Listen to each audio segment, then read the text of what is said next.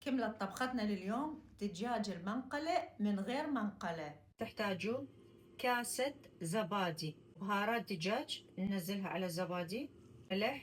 على المكونات الباربيكيو.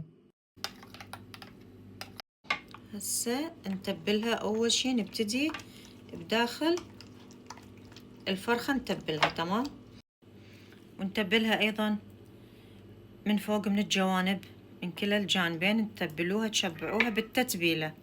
بعد ما كملنا تتبيلتها رح نغطيها ونتركها بالثلاجة لمدة ليلة كاملة. ليش؟ عشان تسحب كل التتبيلة وتوصل التتبيلة لغاية العظم ويكون اللحم جدا طري وطيب طعمه. هاي بعد ما تركناها لمدة ليلة كاملة بالثلاجة وسحبت كل التتبيلة رح نشويها. رح نحطها بالفرن على درجة حرارة 180 لمدة ساعة.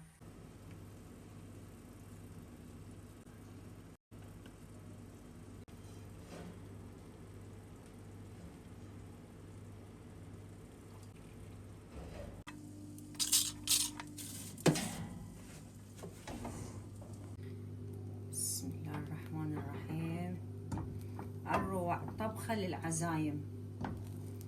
تقدرون تعتمدون هاي الطريقة، الدجاج المدخن مع الرز بالعزايم وتشرفكم، ووجبات عائلية غدا عشاء تعتمدون عليها.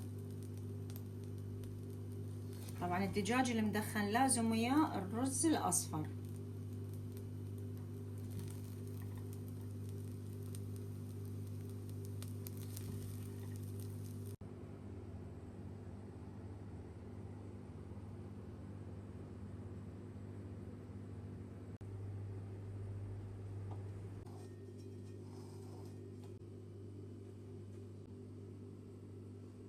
ما شاء الله تبارك الرحمن، شنو هالجمال، شنو هالإبداع، شنو هاللون، شنو هالتتبيلة، شنو هالروائح. الروائح ما أقولكم عليها يا جماعة.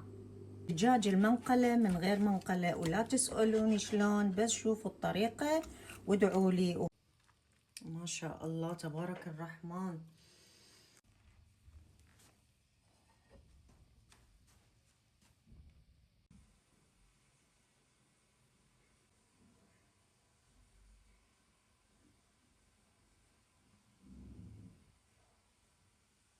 لا تنسون اللايك والشير والسبسكرايب، ودعمكم للصفحة ودعمكم هواية يعني لي بصراحة.